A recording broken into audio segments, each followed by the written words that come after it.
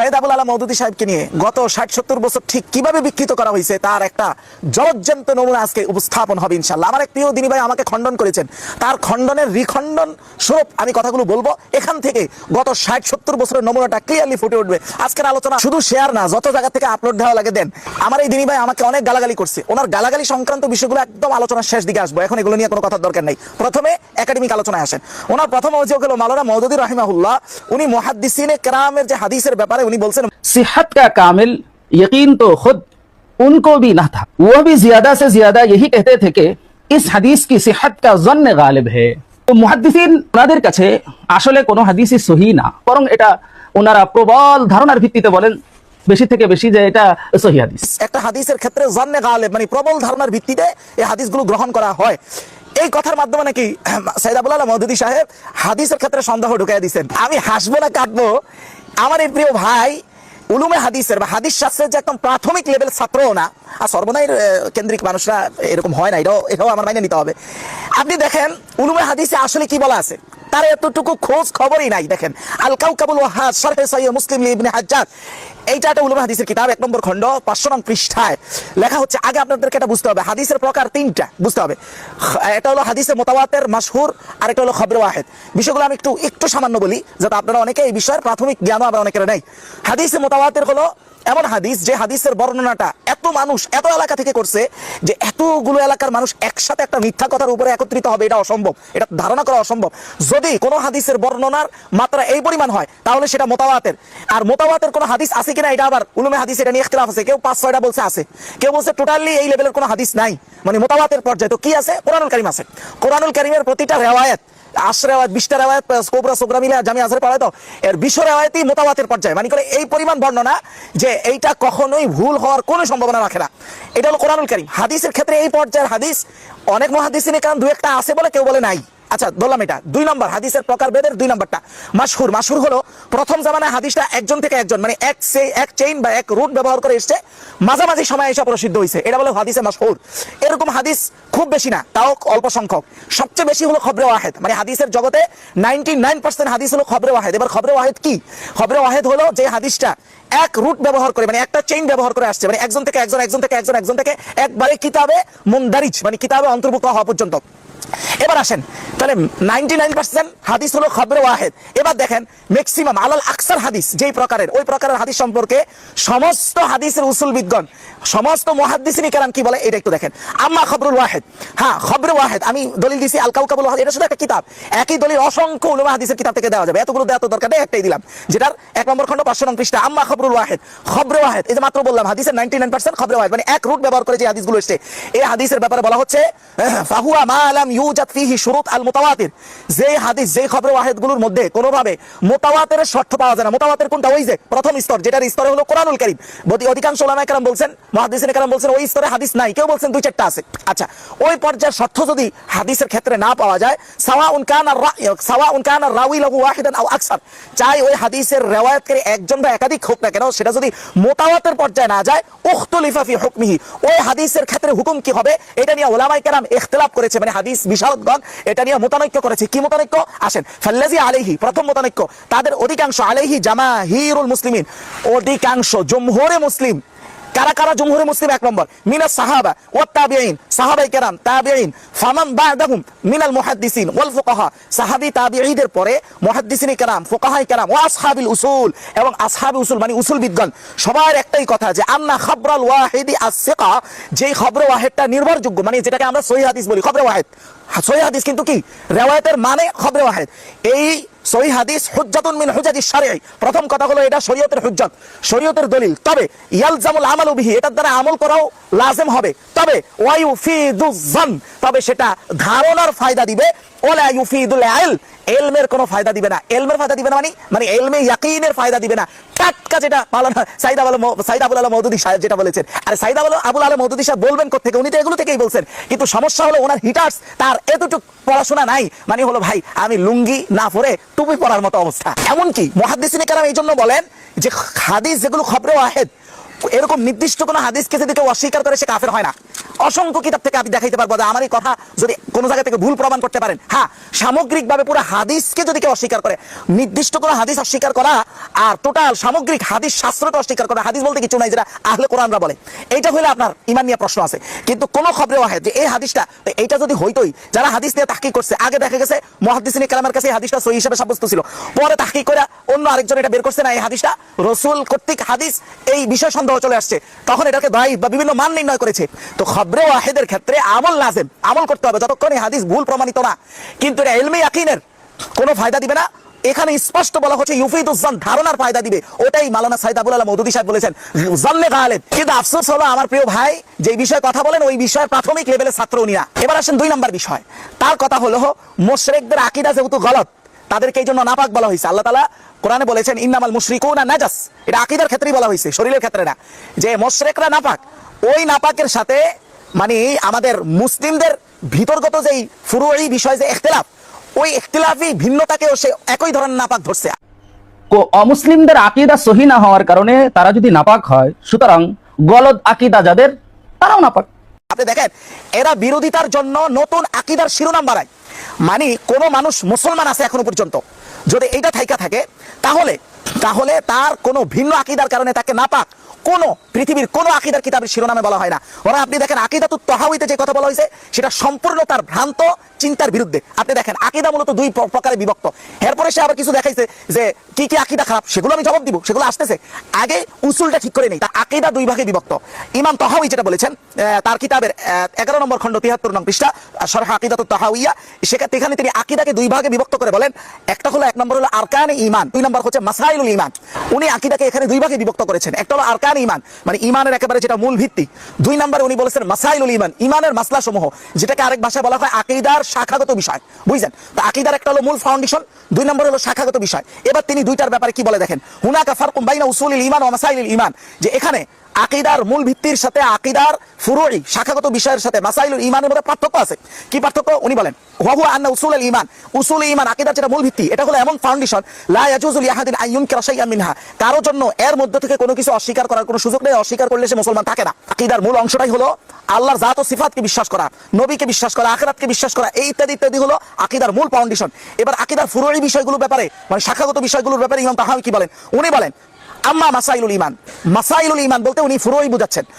ঈমানের যে মাসাইল আছে মানে ঈমানের যে ফুরুই বিষয় আছে, ঈমানের যে শাখাগত বিষয় আছে আকীদার, এগুলোর ক্ষেত্রে ওনার মন্তব্য হলো ফা ইন্না মান খালাফা ফিহা আকওয়ালাস সালাফ, কেউ যদি এগুলোর ক্ষেত্রে 1000 বছরের সমস্ত সালফে সালিহিনদের বিরুদ্ধে চলে যায়, মানে এমন আকীদা পোষণ করছে যেটা এই সালাফদের জীবনে একজন মানুষও বলে নাই, এই লেভেলে মুতাফাররিদ মানে একক, এই লেভেলেও যদি কেউ বিরুদ্ধে চলে যায়, উনি বলেন ফাইন্নাহু ইউআদ্দু মুবতাদিআন, তাকে সর্বোচ্চ আকীদার ক্ষেত্রে মুবতাদি বা বেদাতি মনে করা হবে, ওয়ালা ইউআদ্দু খারিজান মিনাল মিল্লাহ, তাকে কোনোভাবেই মুসলিম উম্মাহ থেকে, মুসলিম উম্মার অন্তর্ভুক্ত থেকে সে বের হয়ে গেছে এটা ধরা হবে না। তাহলে যে মুসলিম উম্মার অন্তর্ভুক্ত, সেই যে মুসলিম, আল্লাহর নবী যেহেতু হাদিসে বলেছেন আল মুসলিমু লা ইয়ানজুস, এই হাদিসটা মূলত কি জন্য বলছেন, মানে এক সাহাবী জুনুবী অবস্থায় এসেছে মানে নাপাক, বলছে তো রাসূলুল্লাহকে বলছে ইয়া রাসূলুল্লাহ আপনার সাথে বসি নাই, আমি নাপাক অবস্থায় আছি দেখে, তখন রাসূল বলছেন ইন্নাল মুসলিম লা ইয়ানজুস, এটার অর্থ কি, মানে ওনার শরীরটা নাপাক হয় নাই না, বরং মুসলমানের মূল তো হলো আকীদা।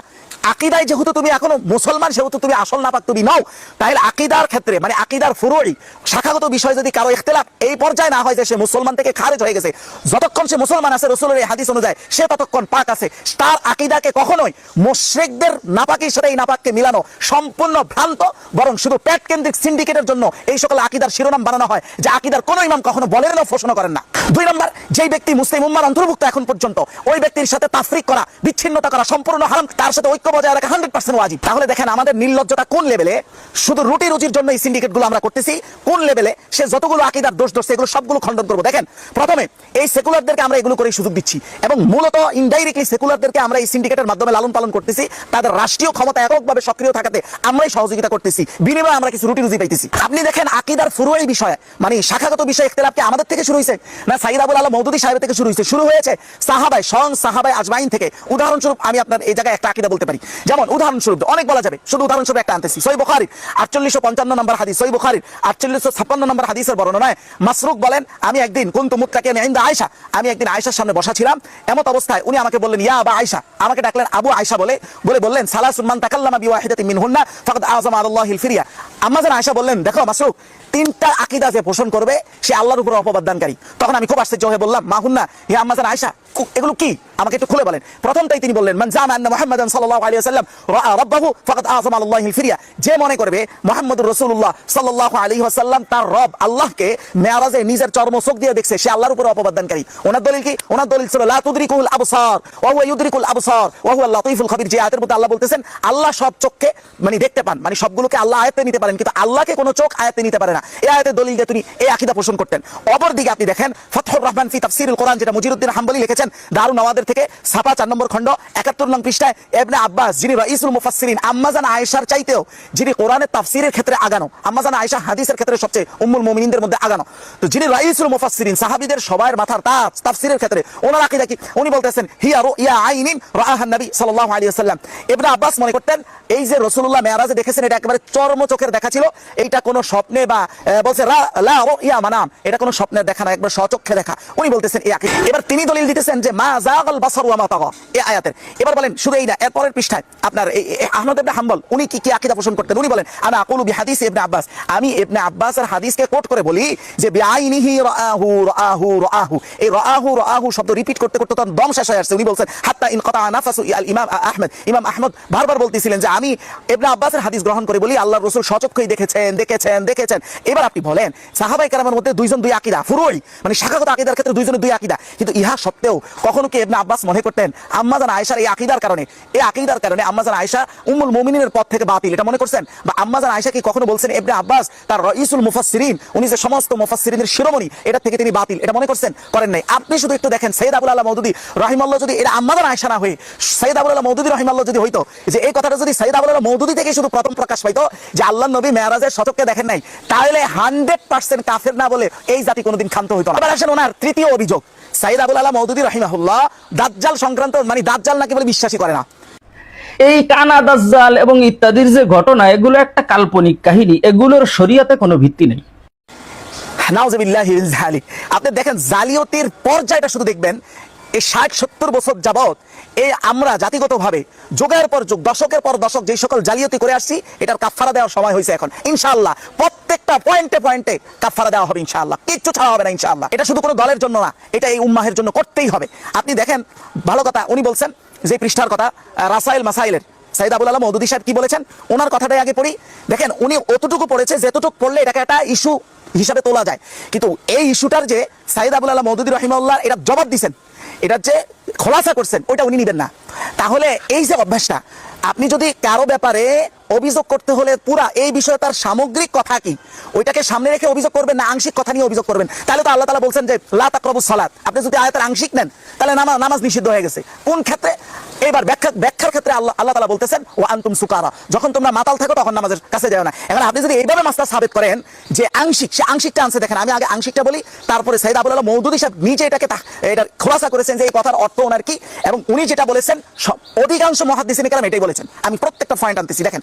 আচ্ছা, উনি প্রথম অংশটা পড়ছেন, যে অংশটা তরজুমানুল কোরআন। তরজুমানুল কোরআন হলো একটা পত্রিকা ছিল, মাসিক পত্রিকা সম্ভবত, যেটার ব্যাপারটা এই রাসাইল মাসাইলের 36-37 এই আশেপাশের পৃষ্ঠাগুলোতে উল্লেখ আছে। আমি নিজেও ওনার বলার পরে পৃষ্ঠাগুলো আশেপাশে মানে আগে পাশে সব পড়ছি, পড়ার পরে দেখলাম যে মূল কনটেক্সট কি আছে আশেপাশে দেখলাম। আচ্ছা আসেন তরজুমানুল কোরআনের ব্যাপারে। তরজুমানুল কোরআন হলো একটা মাসিক পত্রিকা ছিল। উনি বলতেছেন যে তরজুমানুল কোরআন মে কিসি সাহেব নে সওয়াল কিয়া থা। তুরজুমানুল কোরআন মাসিক পত্রিকা আমাকে কেউ প্রশ্ন করেছিল যে এই কথা বলে যে কানে দাজ্জাল কে মুতাআল্লিক মাশহুর হায় কে ও কাহে মুকাইয়াদ হয়, যে কানা দাজ্জালের ব্যাপারে এই কথা আছে প্রসিদ্ধ যে কানা দাজ্জাল কোথাও বন্দী আছে। প্রশ্নের উত্তরে তখন সৈয়দ আবুল আলা মওদুদী রাহিমাহুল্লাহ উনি এই কথাটা বলছেন। ও যিনি প্রশ্নকারী উনি আবার এই কথাও আনছেন যে আজ দুনিয়া কা কোনা কোনা ইনসান নে ছান মারা হয়, যে আজকে তো দুনিয়ার প্রত্যেকটা কর্নারে কর্নারে মানুষ মানে স্যাটেলাইটের কারণে, আধুনিক টেকনোলজির কারণে প্রত্যেকটা কোনা কোনা মানুষের আয়ত্তের মধ্যে। তাহলে যদি এটাই হয় তাহলে আজ সব জায়গা মানুষের আয়ত্তে, ফের কিউ কানে দাজ্জাল কা পাত্তা নেই চলতা, তাহলে কানা দাজ্জালের ব্যাপারে কোনো সন্ধান কেন বের হয় না? এই কথার জবাবে তিনি বলেন ওই জায়গায় উত্তরটা আমি এরকম দিছিলাম যে কানা দাজ্জাল ওয়াগায়রাত আফসানে হে জিনকি কোই শরঈ হাইসিয়ত नहीं है। আচ্ছা কথা কিন্তু এখানে শেষ না, উনি বলছেন কানা দাজ্জাল তো অনেক ক্ষেত্রে কানা দাজ্জালের ব্যাপারটা তো কল্প কাহিনী। দেখেন কথা কিন্তু এখানে শেষ না, কানা দাজ্জালের বিষয়টা কল্প কাহিনী। এইবার এই বলেই এটা শরিয়া হাইসিয়ত নাই, এটা বলে উনি জবাব দিয়ে আবার এই রাসাইল মাসাইলে এটা জবাবের খোলাসা করতেছেন যে কথাটার অর্থ কি ছিল। উনি নিজেই বলতেছেন যে জবাব মাইনে জিস চিজ কো আফসানা করার দেয়া হয়, আমি ওই পত্রিকার মধ্যে যেটাকে কল্প কাহিনী বলছি টোটাল দাজ্জাল ইস্যুটা কল্প কাহিনী, এটা আমার উদ্দেশ্য ছিল না। কে বলতেছেন? স্বয়ং সাইদ আবুল আলম মওদুদী সাহেব নিজের কথার উত্তর ব্যাখ্যা করে নিজে বলতেছেন যে এটা উদ্দেশ্য ছিল না। কি ছিল? খেয়াল হয় কে দাজ্জাল কাহি মুকাইয়াদ হয়। কিছু মানুষ যে মনে করে যে দাজ্জাল কোথাও এক জায়গায় নির্দিষ্টভাবে বন্দী আছে, আমি শুধু ওইটাকে বলেছিলাম যে গল্প কাহিনী, বাকি রাহা হ্যাঁ ইয়ে আমার। কিন্তু বাকি রইল এই বিষয়গুলো যে এক বড় ফিতনা জাহির होने वाला है, দাজ্জাল নামক যে একটা ফিতনা আসবে, তো उसके मुताल्लिक अहादीस में जो खबर दी गई है এবং তার ব্যাপারে তার ফিতনার ব্যাপারে হাদিসের মধ্যে যতগুলো খবর দেওয়া হয়েছে उसका कायल हो, ওই জিনিসগুলো আমি বিশ্বাস করি, ওই জিনিসগুলো আমি মানি, ওইটা আমারও বক্তব্য। তিনি বলতেছেন মানে দাজ্জালের শুধুমাত্র নির্দিষ্ট কোনো জায়গায় বন্দী আছে, শুধু এই বিষয়টাকে তিনি কল্প কাহিনী বলছেন। এটার আবার জবাব আমি পরে আসতেছি। তাহলে উনি বলতেছেন দাজ্জাল সংক্রান্ত পুরো বিষয়টা আমি মানি, শুধুমাত্র কোথাও নির্দিষ্টভাবে বন্দী আছে আমি ওইটাকে কল্প কাহিনী বলছি। এটা ওনার ব্যাখ্যা। এখন উনি যখন আকীদা এইভাবে পোষণ করতেছেন যে আমার মূলত দাজ্জাল সংক্রান্ত পুরো বিষয়টাকে আমি মানি, শুধু মানি এতটুকুই না, উনি বলতেছে যে এই শুধু মানার মধ্যে সীমাবদ্ধ না। আমি যখন নামাজ পড়ি, নামাজের মধ্যে দুসরে তাআউযাত যেগুলো আমি পড়ি, অর্থাৎ বিভিন্ন দোয়া পড়ি, এর মধ্যে এই দোয়াটাও শামিল রাখি, আউযু বিকা মিন ফিতনাতিল মাসিহিদ দাজ্জাল, মানে মাসিহ দাজ্জালের কাছ থেকে আল্লাহর কাছে ফানা চাওয়ার যে নবীজি সাল্লাল্লাহু আলাইহি ওয়াসাল্লাম যে দোয়া শিখিয়ে দিয়েছেন, আমার নামাজের মধ্যে এই দোয়াটাও শামিল থাকে। তার মানে কি মাওলানা মওদুদী সাহেব দাজ্জালের কনসেপ্ট বা দাজ্জালের ধারণাকে সম্পূর্ণ গল্প বলেছেন? এটার ব্যাখ্যা উনি করেছেন। কিন্তু এরা ফের বিষয় হলো এরা এই পরিমাণ রুটি রুজির পাগল, তারা এই ব্যাখ্যাটা কোনোদিন দুনিয়া উল্টে গেল মানে মূল কথাটা শেষ কথাটা কি এটা তারা কখনো আনবে না। এবার আসেন এই অতটুকু কথা যে মাওলানা মওদুদী রাহিমাহুল্লাহ যে বলেছেন যে দাজ্জাল নির্দিষ্টভাবে কোথাও বন্দী আছে, এই বিষয়টা ক্ষেত্রে উনি গল্প বলেছেন। এটা কেন বলেছেন? এবার আমরা হাদিসের মুহাদ্দিসিন কিরাম এবং উসুল বিদ্বানের কথা থেকে দেখি। প্রথমে আসেন দাজ্জাল মূলত কে এবং দাজ্জাল সম্পর্কে মাওলানা মওদুদী লাস্ট যে কথাগুলো বলেছেন হুবহু কথাগুলো ইমাম নববী বলেছেন, কিন্তু সে কিন্তু জানে না এটা। সে কিন্তু ইমাম নববী যে কোথায় বলেছেন এটা তার কিন্তু জানা নাই। দেখেন ইমাম নববী কি বলেছেন এটা তো পরে আসতেছি, আগে দাজ্জালের কনসেপ্টটা নিয়ে এখানে ইখতিলাফটাকে এটা একটু আগে বুঝি। রাসূলুল্লাহ সাল্লাল্লাহু আলাইহি সাল্লামের জামানায় মদিনার এক ইহুদিকে সাহাবায়ে কেরাম দাজ্জাল সন্দেহ করছিল। এই ঘটনাটা আগে শুনেন। এমনও হইতে পারে অনেক আলেম এই প্রথম এই ঘটনা শুনতেছে। কিছু রিওয়ায়াত এমন আছে তার নাম ছিল ইবনু সাইয়াদ, সদ্দিয়া ইবনু সাইয়াদ। সে ছিল মদিনার এক রহস্যময় ইহুদি বালক, যুবক। তার রহস্যটা কি ছিল? সে এমন কিছু তথ্য দিতে পারতো যেগুলো সাধারণ মানুষের দেওয়ার কথা না।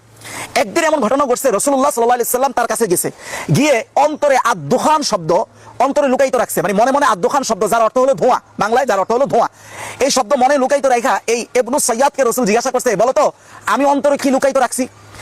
এটার পরে ইবনু সাইয়াদ পুরো শব্দ না বলতে পারলেও সে নাকি আদ-দুখ এতটুকু পর্যন্ত বলে ফেলছে, মানে দোকান বলতে পারে নাই, কিন্তু সে এতটুকু বলছে আদ-দুখ। এই শব্দ শোনার পরে রাসূলুল্লাহ খুব জোরে বলে উঠলেন যে ইখসা, চুপ কর, ফালান তাউদা কদরাক, তুই তোর রহস্য, এই রহস্যের কারণে অনেক সাহাবী তাকে দাজ্জাল মানে কসম করে বলছে সে দাজ্জাল। এবার এই রাওয়ায়াতগুলো দেখেন, সে যে মানে সে আদৌ দাজ্জাল আছিল কিনা সেটার মানে আলোচনায় পরে আসতেছি। সহিহ বুখারীর হাদিস 7355 নং হাদিস, সহিহ মুসলিমের 2929 নম্বর হাদিস, বলা হচ্ছে দাজ্জালের ধারণা নিয়ে সালফে সালিহিনদের মধ্যে পর্যন্ত মোতাবেক হইছে। কি মোতাবেক? ফি শানিদ দাজ্জাল মাইয়াকুন, যে দাজ্জাল কানা দাজ্জাল আসলে কে? কারণ কি? কারণ ওয়াযালিকা বিসাবাবি কিসসাতি ইবনে সাইয়াদ, এটার মূল কারণ হলো এই ইহুদি বালক ইবনে সাইয়াদের ঘটনা। এখন বলা হচ্ছে যে বর্ণনাটা আসছে আন মুহাম্মদ বিন মুনকাদির, উনি বলতেছে রাআইতু জাবির ইবনে আব্দুল্লাহ, আমি জাবির ইবনে আব্দুল্লাহকে দেখেছি, তিনি বলতেছেন ইয়াহলিফু বিল্লাহ, তিনি আল্লাহর নামে কসম করে বলতেছেন আন্না ইবনে সাইয়াদ দাজ্জাল, যে ইবনে সাইয়াদই হলো দাজ্জাল। এই কথা আমি তার মুখ থেকে শোনার পরে ওনাকে আমি রিপিটলি জিজ্ঞাসা করছি যে তাহলিফু বিল্লাহ, আপনি কসম করে এত কনফিডেন্সলি বলতেছেন যে ইবনে সাইয়াদই সেই দাজ্জাল? তখন আমাকে জাবির ইবনে আব্দুল্লাহ আবার উত্তর দিয়ে বলতেছে যে ইন্নী সামিআতু ওমর, আরে আমি তো কি, আমি ওমরকে শুনেছি ইয়াহলিফু আলা যালিক, আমার মতো কসম করে উনি বলতেছে ইবনে সাইয়াদি দাজ্জাল, তাও বলতেছে কার সামনে? ইনদান নবী সাল্লাল্লাহু আলাইহি ওয়াসাল্লাম, স্বয়ং রাসূল আকরাম সাল্লাল্লাহু আলাইহি ওয়াসাল্লামের সামনে উনি বলতেছিলেন এই কথা। এবং রাসূল এই কথা শুনে ফালাম ইউনকিরহুন নবী সাল্লাল্লাহু আলাইহি ওয়াসাল্লাম, রাসূলুল্লাহ এটাকে অস্বীকার করেন নাই, বলেন নাই যে এই তুমি ভুল বলতেছো, এটা দাজ্জাল না, দাজ্জাল অন্য কেউ। রাসূল চুপ ছিলেন, কোনো অস্বীকার করেন নাই। এই কথার প্রেক্ষিতে শরহে সহিহ মুসলিম ইমাম নববীর কিতাব এটার 18 নম্বর খণ্ড 46 নং পৃষ্ঠায় ইমাম নববী বলতেছেন ক্বালা নববী রাহিমাহুল্লাহ ক্বালা আল উলামা, আলেমগণ বলেন কিসসাতুহু মুশকিলা, এই উল্লেখিত ঘটনাটা অনেক একটা মানে মুশকিল ঘটনা, ও আমরুহু মুশতাবিহা, এবং এই বিষয়টা অনেকটা সাদৃশ্যপূর্ণ, মানে সন্দেহপূর্ণ, সাদৃশ্য মানে তো শিওর করা যাচ্ছে না। এরপরে উনি বলতেছেন ওয়াফি আন্নাহু হাল হুয়াল মাসিহুদ দাজ্জাল আল মাশহুর, এই ইবনু সাইয়াদি কি আসল দাজ্জাল নাকি না? এক পর্যায়ে ইমাম নববী বলতেছেন ওয়া যাহিরুল হাদিস, হাদিসের যে বাহ্যিক কনটেক্সট অবস্থা এগুলো দেখে মনে হয় আন্না নবী সাল্লাল্লাহু আলাইহি ওয়াসাল্লাম লাম ইউহা ইলাইহি বিআন্নাল মাসিহ আদ-দাজ্জাল ওয়ালা গায়রা, বিআন্নাহু আল মাসিহ আদ-দাজ্জাল ওয়া গায়রা, উনি বলতেছেন যে হাদিসের বাহ্যিকতা দেখে মনে হয় যে রাসূলের কাছে নির্দিষ্টভাবে আল্লাহ নবীর কাছে আল্লাহ এই ওহী দেন নাই যে নির্দিষ্টভাবে অমুকে দাজ্জাল বা দাজ্জাল এই মুহূর্তে ঠিক অমুক জায়গায় অবস্থান করতেছে, এরকম কোনো নির্দিষ্ট ওহী দেন নাই। কে বলতেছেন? ইমাম নববী বলতেছেন। এক পর্যায়ে উনি বলেন হ্যাঁ, তবে রাসূলের কাছে তবে হ্যাঁ, ইবনে সাইয়াদের মধ্যে এমন কিছু আলামত পাইছে, এই জন্য রাসূলুল্লাহ সন্দেহ করছে যে হলেও হতে পারে যে এই লোকটাই দাজ্জাল, কিন্তু উনি শিওর করে কিছু বলেন নাই। এক পর্যায়ে ইমাম নববী বলতেছেন হ্যাঁ, ইন্নামা উহিয়া ইলাইহি সিফাত আদ-দাজ্জাল, তবে আল্লাহর নবীর কাছে যেগুলো ওহী আসছে সেগুলো হলো দাজ্জালের গুণাবলী, মানে দাজ্জালের ক্যাটাগরি, দাজ্জালের কাজের ক্যাটাগরি, তার গুণাবলী এগুলো আসছে, কিন্তু কে আদৌ দাজ্জাল হতে যাচ্ছে বা কোন জায়গায় তার অবস্থান এগুলো শিওর করে ওহী আসে নাই। তবে রাসূলুল্লাহ যে এগুলো খবর দিয়েছে এগুলো হলো বিভিন্ন ব্যক্তিদের বর্ণনার উপর ভিত্তি করে বলছে যে এটা হতে পারে। যেমন ইবনে সাইয়াদের কথা যখন বলছে এই ইহুদি বালক, তখন রাসূল চুপ ছিলেন। আবার তামিমুদ দারি যখন ঘটনা বলছে যে উনি এক দ্বীপের মধ্যে, আচ্ছা তামিমুদ দারির ঘটনা পরে আসতেছি, তখন রাসূলুল্লাহ বলছেন হ্যাঁ এটাও দাজ্জাল হতে পারে, তামিমুদ দারির ঘটনা পরে আসতেছি। তো এই যে ঘটনাটা যেখানে ইমাম নববী বললেন যে আল্লাহর রাসূলের কাছে দাজ্জালের গুণাবলী ওহী আসছে, কিন্তু দাজ্জাল কে নির্দিষ্টভাবে ওহী আসে না, কোন জায়গায় আছে এটাও নির্দিষ্টভাবে ওহী আসে না। একদম সেম কথাটাই হলো সাইয়্যিদ আবুল আলা মওদুদী রাহিমাহুল্লাহ। সাইয়্যিদ আবুল আলা মওদুদী রাহিমাহুল্লাহ এই কথাটাই বলছেন যে দাজ্জাল নির্দিষ্ট কোথায় আছে, বন্দী আছে, এগুলো গাল গল্প আছে, এবং গাল গল্প যে আছে এটা অসংখ্য মুহাদ্দিসিনে কেরাম বলেছে, এটাও আমি একটু পরে আসতেছি। তাহলে সাইয়্যিদ আবুল আলা মওদুদী রাহিমাহুল্লাহ এই কথাটাই বলতে চাচ্ছেন, সেম যে কথাটা ইমাম নববী বলছেন, সেই কথাটাকে কোন লেভেলে রুটি রুজির এই কেন্দ্রিক আলেমরা হযরত ওমর রাদিয়াল্লাহু তাআলা আনহু পর্যন্ত এই কথা বলছেন যে ইবনে সাইয়্যিদ যদি দাজ্জাল হয় তাহলে তোমরা তাকে নিয়ে হুড়াহুড়ি করে কোনো লাভ নাই, তাকে তোমরা হত্যা করতে পারবে না, কারণ দাজ্জাল তো আমাদের হাতে হত্যা হবে না, দাজ্জাল হত্যা হবে হযরত ঈসার হাতে। এবার আসেন তামিমুদ দারির ঘটনা দাজ্জাল সংক্রান্ত, যে দাজ্জাল কোথায় আছে এই বিষয়ে সহিহ মুসলিমের 2942 নম্বর হাদিসের বর্ণনায় তামিমুদ দারি নামক এক ব্যক্তি যখন আয়েশা বলল ইয়া রাসূলুল্লাহ আমরা জাহাজ পথভ্রষ্ট হয়ে, মানে জাহাজ যখন হারায় গেছে, ভাসতে ভাসতে এক দ্বীপে গেছে, ওই দ্বীপের মধ্যে এমন এক ব্যক্তি দেখছি শিকল দ্বারা বাঁধা, যার শরীরের মধ্যে এই পরিমাণ লোম যে কোনটা তার পিছনের দিক কোনটা সামনের দিক কিছু বোঝা যায় না। এরপরে এই ব্যক্তি তাদেরকে কি কি প্রশ্ন করছে, কি কি জিজ্ঞাসা করছে, বিশাল বিস্তারিত বলছে। বলার পরে এই ঘটনা শোনার পরে রাসূলুল্লাহ সবাইকে ডাইকা আইনা তামিমুদ দারির এই ঘটনা শুনাইছেন। এবার এই ঘটনা শোনার পরে ফাকালান নাস, সাহাবায়ে কেরাম বলল নাম হ্যাঁ ফা ইন্নাহু আ'জাবানি হাদিসু তামিম, তামিমুদ দারির হাদিস তো বা এই বর্ণনা তো আমাদেরকে খুব আশ্চর্য করছে। আন্নাহু ওয়াফাকাল্লাযী কুনতু উহাদ্দিসুকুম আনহু, আগে আমরা যা যা বর্ণনা করছি দাজ্জাল সম্পর্কে তার বর্ণনার সাথে এটা মিলে যায়, বলে নাই যে শিওর। এমনকি রাসূলুল্লাহ এক পর্যায়ে কথা বলছেন যে আলা ইন্নাহু ফি বাহরি শাম, হতে পারে হ্যাঁ সে শামের সাগরে আছে, এই কথা বলে রাসূলুল্লাহ এটাই ফিক্সড করেন নাই। এরপর আবার বলছেন আও বাহরুল ইয়ামান, না হতে পারে সে ইয়ামানের সাগরে আছে, এটাও ফিক্সড করেন নাই। রাসূলুল্লাহ বলেন লা বাল মিন কিবালিল মাশরিক মা হুয়া, মিন কিবালিল মাশরিক মা হুয়া, মিন কিবালিল মাশরিক মা হুয়া, তিনবার বলছেন। এই তিনটা জায়গার কথা বলে লাস্ট উনি কোনো জায়গা নির্ধারণ করেন নাই। রাসূলুল্লাহ বলছেন হ্যাঁ তবে সে মাশরিকের দিক থেকে বের হবে, মাশরিকের দিক থেকে বের হবে, মাশরিকের দিক থেকে বের হবে। সাহাবায়ে কেরাম বলেন ওয়া আউ মা বিয়াদিহি ইলাল মাশরিক, রাসূল এভাবে হাত দিয়ে মাশরিকের দিকে দেখাইতেছিলেন। ও হাফিজতু হাযা মিন রাসূলিল্লাহ, এটা আমি তৎকালীন সময় সামনে থেকে দেখছি এবং মুখস্থ করছি। বর্ণনাকারী সাহাবী বলেন তাহলে আবুল আলা মওদুদী সাহেবের কথা তো এটাই যে দাজ্জালের কনসেপ্ট আমি বিশ্বাস করি সবই ঠিক, কিন্তু দাজ্জাল নির্দিষ্টভাবে কোথাও বন্দী আছে, কেউ বলে অমুক দেশের পাহাড়ে, কেউ বলে অমুক দ্বীপে, এইরকম যে কথা এগুলো গাল গল্প। এখন এগুলো যে গাল গল্প, দাজ্জাল সংক্রান্ত যে বিভিন্ন হাদিসে যায়িব গাল গল্প আছে, এটা শুধু আবুল আলা মওদুদী সাহেব, এটা অসংখ্য একেবারে হাদিসের মূলনীতি যারা নির্ধারণ করে তাদেরও কথা। আপনি দেখেন দাজ্জালের হাদিসগুলো যারা বর্ণনা করছে তাদের মধ্যে একজন রাউই বা বর্ণনাকারীর নাম হলো আলী বিন যায়েদ বিন জাদান। এই ব্যক্তির ব্যাপারে বলা হচ্ছে প্রথম যে ফাকাদ দাআফাহু আহমদ, ইমাম আহমদ তাকে দাঈফ বলেছেন, ইবনে মুঈন তাকে দাঈফ বলেছেন, নাসাই তাকে দাঈফ বলেছেন। কোথায় আপনি দেখেন তাহজিবুল কামালের 20 নম্বর খণ্ড 437 নং পৃষ্ঠায় দেখেন। এর শুধু এতটুকু না, ওয়াকালা ইবনে সাদ ফি তাবাকাত, ইবনে সাদ তার কিতাব আত-তাবাকাতে বলেছেন 7 নম্বর খণ্ড 252 নং পৃষ্ঠায়। এই কথাটা এক পর্যায়ে উনি বলছেন কানা কাসীরুল হাদিস, সে হাদিস বেশি বর্ণনা করছে কিন্তু ওয়াফিহি দাআফুন, কিন্তু এগুলো দুর্বল। এক পর্যায়ে এটা বলছে ওয়ালা ইহতাজ্জু বিহি, এগুলো দ্বারা দলিল দেওয়ার যোগ্য না। ওয়াকালা আবু হাতিম ঠিক একই কথা বলছে তার জারহে তা'দীলের কিতাবে 6 নম্বর খণ্ড 187 নং পৃষ্ঠায় বলছে লাইসা বিকাউয়িন, তার বর্ণনা দুর্বল, শক্তিশালী না। ইউক্তাবু হাদিসু, তার হাদিস লেখা হয় কিন্তু ওয়ালা ইহতাজ্জু বিহি, কিন্তু এই হাদিস দ্বারা কোনো দলিল চলে না। এবার আসেন আরেকটা অভিযোগ, তার অভিযোগ হলো সাইয়্যিদ আবুল আলা মওদুদী রাহিমাহুল্লাহ রামচন্দ্রকে ভালো বলেছেন। নাউজুবিল্লাহ, না রামচন্দ্রের মধ্যে ইনসাফ ছিল। তার সম্পর্কে বলছেন রামচন্দ্র নিশ্চয়ই বড় আল্লাহর ওলি ছিলেন না, পাক্কা হিন্দু মুশরিক, মুশরিকের মধ্যে ইনসাফ ছিল, সুজাত ছিল। নাউজুবিল্লাহ, আরে নাউজুবিল্লাহ। দেখেন আল্লাহু আকবার, এদের বিকৃতি বলছি তো যে 60-70 বছরে যা বিকৃতি হয়েছে এগুলোর কাফারা দেওয়া হবে এখন থেকে একটা করে। আপনি বিকৃতিটার ধরনটা শুধু একটু দেখেন। যখন সে দলিল দিল যে নির্বাচিত রচনাবলী, এর 20 নম্বর পৃষ্ঠা আমি এটা বের করলাম, বের করার পরে দেখি যে কি লিখছে, পুরো লেখাটা আমি একটু পড়ি, তার থেকে একটু বাড়াইয়া পড়ি, এরপরে দেখেন কতটা ধোঁকাবাজ। আপনি একটু শুধু খেয়াল করেন, দেখেন লেখা হচ্ছে রামচন্দ্রের সাথেও একই আচরণ করা হয়। আচ্ছা, রামায়ণ অধ্যয়ন করলে কথা সুস্পষ্ট হয় যে রামচন্দ্র একজন মানুষ, বই কিছু না। আপনি দেখেন সাইয়্যিদ আবুল আলা মওদুদী সাহেবের এখানে কথার কনটেক্সটটা কি বলতে চাচ্ছেন আপনি শুধু এটা বুঝেন। আর সে কি তুলে আনছে, বলতেছেন যে রামচন্দ্রের কথা সে একজন মানুষ ছাড়া কিছুই নয়। হ্যাঁ, তবে সততা, ইনসাফ, বীরত্ব, উদারতা, বিনয়, ধৈর্যশীলতা এবং ত্যাগ প্রভৃতি গুণাবলী তার মধ্যে পূর্ণ মাত্রায় ছিল বটে, কিন্তু কিন্তু খোদাইত্বের মানে খোদাইয়ের চিহ্ন মাত্রাও তার মধ্যে ছিল না। মানে মূল কথাটা বলতেছে, একজন মানুষের মধ্যে ভালো কিছু গুণ থাকলেই এই যে পূজারীরা তাকে পূজা করে, খোদা বানায় নেয়, উনি ওইটাকে রদ করতে যায় বলছে তার মধ্যে কিছু মানুষ হিসাবে ভালো গুণ ছিল, কিন্তু এর অর্থ এই নয় যে সে খোদা ছিল। ওইটাকে রদ করতে যায় উনি বলেছেন তার মধ্যে ভালো কিছু গুণ ছিল, এটাকে সে নিয়ে আসছে নাউজুবিল্লাহর কাতারে। এবার বলেন তো, একজন কাফেরের মধ্যে যদি ভালো গুণ থাকে, সে এটাও বুঝে না যে মানুষের গুণাবলীর মধ্যে কোন কিছু গুণাবলী আছে যে গুণাবলী পাইতে হলে তাকে ঈমান শর্ত, আর কিছু গুণাবলী আছে যেগুলো পাওয়ার জন্য ঈমান শর্ত না। যেমন আপনার শহীদ, এই গুণাবলী পাওয়ার জন্য ঈমান শর্ত, ঈমান ছাড়া কেউ শহীদ হয় না। কিন্তু একজন মানুষ বীর, এটার জন্য কি ঈমান শর্ত? একজন মানুষ যদি দানবীর, মানে একজন কাফের দানবীর হইতে পারে না। এবার আসেন, এটাও কি নির্দিষ্ট কিতাব থেকে দলিল দিয়ে বলি। দেখেন মাজাল্লাতুল বায়ান, এটা বিখ্যাত কিতাব, একজন লেখকের না, মাজমুআতুল মুআল্লিফিন, অসংখ্য লেখক এই কিতাব লিখেছেন, মানে শুধু একজন কোন ইমামের উপরে এটা নির্ভর করে না। মাজাল্লাতুল বায়ানের 16 নম্বর খণ্ড 20 নং পৃষ্ঠায় বলা হচ্ছে, সুজাউন ওয়ালাউ কানা কাফিরান আও ফাসিকান। কোন একজন ব্যক্তি সুজা, সুজা মানে বীরত্ব, বীর মানে বীরক্রমশালী মানুষ। এখন এই একজন মানুষ যদি কাফেরও হয়, ফাসিক হয়, তাও সে সুজা, বীর হইতে পারে, স্পষ্ট বলা। ও নাকুলু আন ফুলানিন, এবং আমরা কোন একজন ব্যক্তির ব্যাপারে বলি যেমন আন্নাহু খাদামা বিলাদাহু, সে তার দেশের খেদমত করেছে, ও আফাদাহা মিন নাহিয়াতিন, অথবা কোনো একটা দিক থেকে সে দেশের ফায়দা দিয়েছে, এই কথা বলার মধ্যে কোনো সমস্যা নাই, যদিও সে কাফের হয়। সেটা বুঝেই নাই। আপনি দেখেন আমাদের প্রিয় নবী সাল্লাল্লাহু আলাইহি ওয়াসাল্লামের যে চাচা আবু তালেব, সে মুসলমান ছিল না কাফের ছিল? উত্তর হলো কাফের ছিল। সে তার ভাতিজা মুহাম্মদুর রাসূলুল্লাহর প্রতি এবং মুসলমানদের প্রতি জালেম ছিল না ইনসাফগার ছিল? উত্তর হলো ইনসাফগার ছিল। আজব কথা দেখেন, অথচ তিনি কাফের হিসেবে তার নিজের উপরে জুলুমকারী, কিন্তু ভাতিজার উপরে কি ইনসাফ করেছে কি করেছে না? এই জায়গা থেকে তাকে মুনসিফ বা ইনসাফগার বলা যায় কি যায় না? অথচ তিনি কাফের।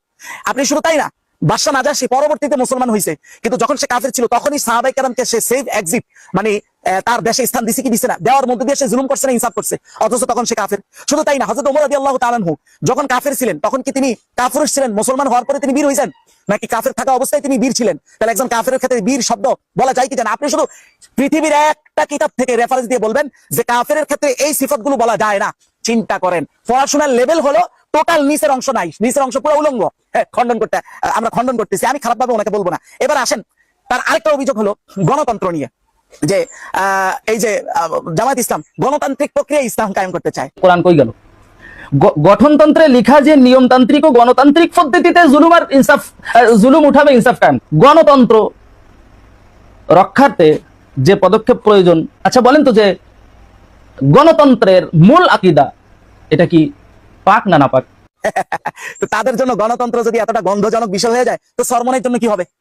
আরে ভাই, সরমনের হুজুর যে বলে পার্লামেন্টে যাই আমি কোরআনের আইন পাশ করবো, এটাও তো কুফরি, এটাও তার খবর নাই, এটাও একটা কুফরি। আপনি দেখেন, আমি দলিল দিচ্ছি সূরা আহজাবের 36 নম্বর আয়াতের বর্ণনা। আল্লাহ বলতেছেন, ওমা কানা লিল মুমিনিন ওয়ালা মুমিনাতিন ইযা কাদাল্লাহু ওয়া রাসূলুহু আমরান আইয়াকুনা লাহুমুল খিয়ারাতু মিন আমরিহিম ওয়া মান ইয়াসিল্লাহু ওয়া রাসূলুহু ফাকাদ দাল্লা দালালাম মুবিনা। আল্লাহ তাআলা বলতেছেন, আল্লাহ এবং তার রাসূল যে কোনো আইন করেন, কোনো সিদ্ধান্ত নেন, ওই সিদ্ধান্তের পরে কোনো মুমিন বা মুমিনার এই ইখতিয়ার নাই যে এই সিদ্ধান্তের ক্ষেত্রে কোনো হা না বলবে, কোনো ইখতিয়ার নাই। আপনি যে পার্লামেন্ট মেম্বারদের কাছে যায় বলবেন যে কোরআনের এই আইনটা করা হোক, হা না ভোট দেন, এই হা না মানে আল্লাহর সিদ্ধান্তের উপরে মানুষের হা না নেওয়ার সাথে সাথে এটা কুফরি হয়। তাহলে এখন আপনার বাধ্যবাধকতার জায়গা থেকে যদি সেটা জায়েজ হয়, শুধু গন্ধ দেখে বাংলাদেশ জামায়াত ইসলামের, আপনি দেখেন এদের পরিস্থিতি, আমাদের পরিস্থিতি হলো এমন কি, ময়লার জন্য পিছন তার নিজের পিছন দেখা যায় না, সে নিজেও দেখে না, কিন্তু গন্ধ শুধু পায় আরেকজনের পিছন থেকে। তার লাস্ট অভিযোগটা হলো জামায়াত ইসলামের গঠনতন্ত্রে নাকি লেখা আছে যে যখন যেটা প্রয়োজন তখন সেটা সিদ্ধান্ত নেওয়ার কথা। আরো একটা আছে, গঠনতন্ত্রের 26 নম্বর পৃষ্ঠায় বলা হয়েছে, গঠনতন্ত্র ও দেশের স্বাধীনতা সার্বভৌমত্ব রক্ষার্থে যখন যে পদক্ষেপ প্রয়োজন তাহা গ্রহণ।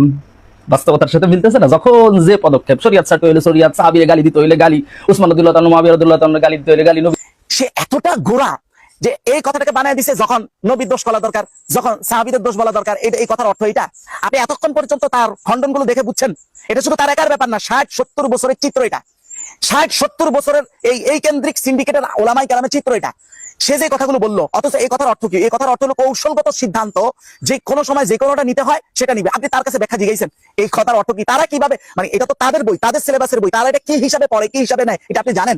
আপনি দেখেন, কৌশলগত সিদ্ধান্তের ক্ষেত্রে যখন যে প্রয়োজন তখন তো সেটাই নিতে হয়।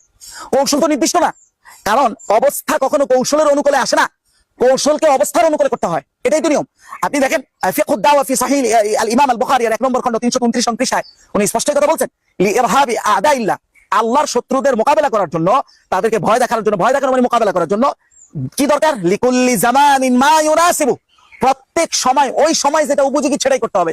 এই কথা তো এটাই, যে যখন যেটা সিদ্ধান্ত নেওয়ার দরকার সেটা সিদ্ধান্ত নিবে। রাসূলুল্লাহ সাল্লাল্লাহু আলাইহি সাল্লাম যখন সুলহ হুদাইবিয়ার সিদ্ধান্তটা কি ছিল, কাফেররা বলতেছে আপনি আজকে থেকে যতদিন এই সন্ধি চলবে ততদিনের মধ্যে, বুখারী মুসলিমের হাদিস, যে ততদিনের মধ্যে যদি কোনো নতুন কুরাইশ কাফের মুসলমান হয়ে আপনার নবীর হাতে যায়, আশ্রয় চায়, আপনি আশ্রয় দিতে পারবেন না, তাকে আমাদের কাফেরদের হাতে উঠিয়ে দিবেন। রাজি? রাসূল বলেন রাজি। এটাই কৌশলগত সিদ্ধান্ত, রাজি। হ্যাঁ, তবে যদি আপনার কোনো মুসলমান নতুন করে কাফের হয়ে আমাদের কাছে আশ্রয় নেয়, আমরা কিন্তু ফিরিয়ে দিব না। রাজি? জি রাজি। এরপরে শুধু সন্ধিপত্রের মধ্যে যখন সাইন দিতে গেছে, রাসূলুল্লাহ শব্দ লেখার পরে তারা বলে রাসূল শব্দ লিখলে আমরা এই চুক্তি মানবই না, রাসূল কাটেন। যখন এই কথা বলা হলো, রাসূল আলীকে আদেশ দিয়ে বলছেন কাইটা দাও। হযরত আলী বলে ফেললেন যে, হযরত আলী আবেগে চলে আসছেন, উনি বলছেন ওয়াল্লাহি লা আমহুহা, আল্লাহর কসম আমি এটা মুছে দিব না।